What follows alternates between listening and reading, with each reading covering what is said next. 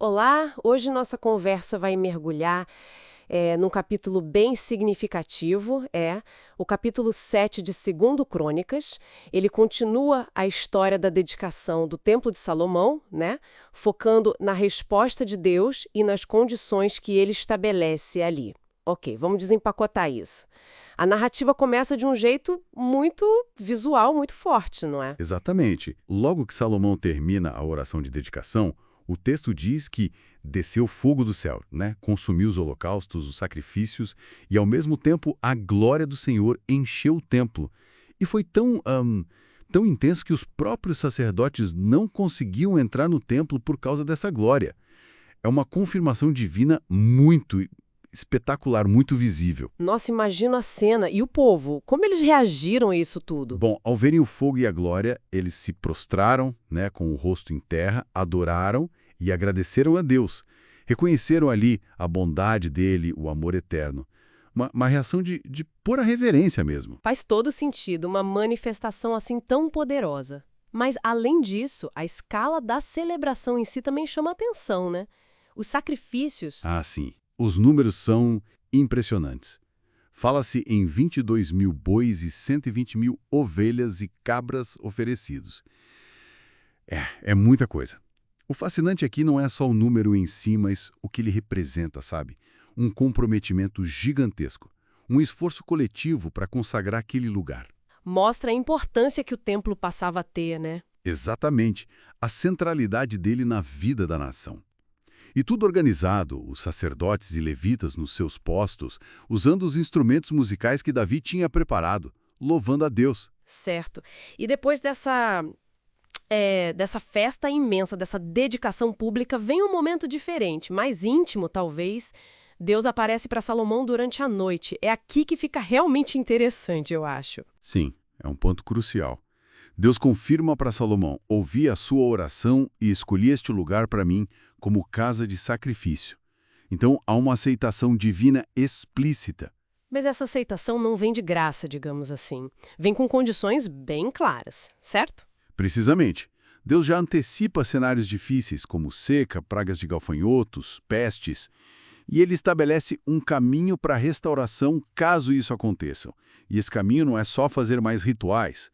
A condição é muito específica. Está lá no versículo 14.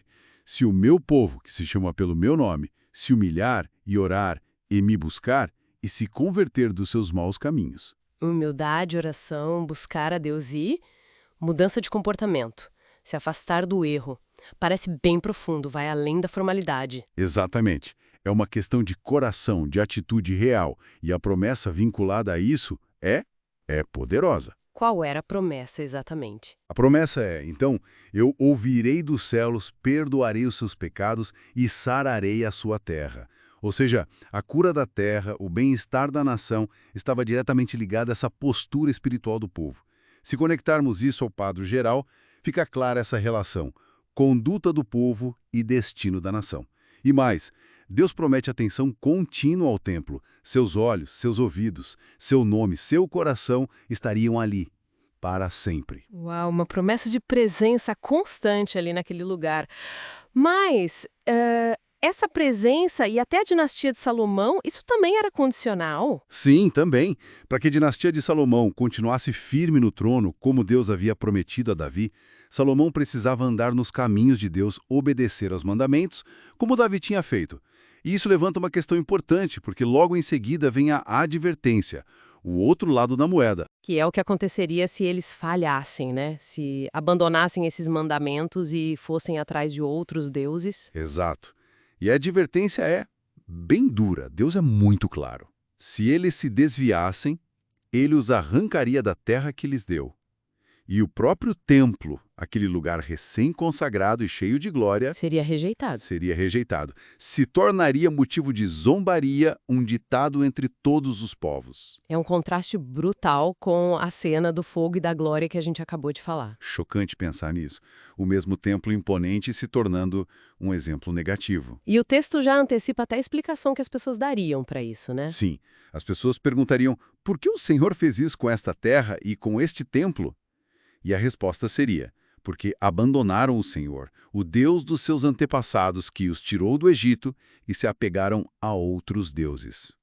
Quer dizer, a causa do desastre seria o abandono da aliança. Então, o que tudo isso significa? Qual a mensagem central desse capítulo, na sua visão? Olha, eu acho que o capítulo 7 deixa muito claro que a relação de Deus com Israel, simbolizada ali no templo, não era incondicional.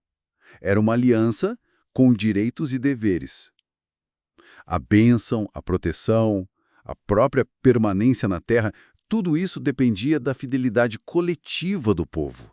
Dependia daquela postura de humildade, oração, busca e obediência que Deus pediu.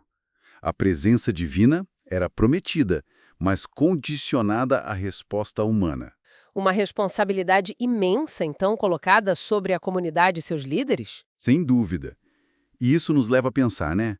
Que tipo de reflexão essa dinâmica entre promessa divina, responsabilidade humana e as consequências diretas das escolhas coletivas pode trazer para a gente hoje?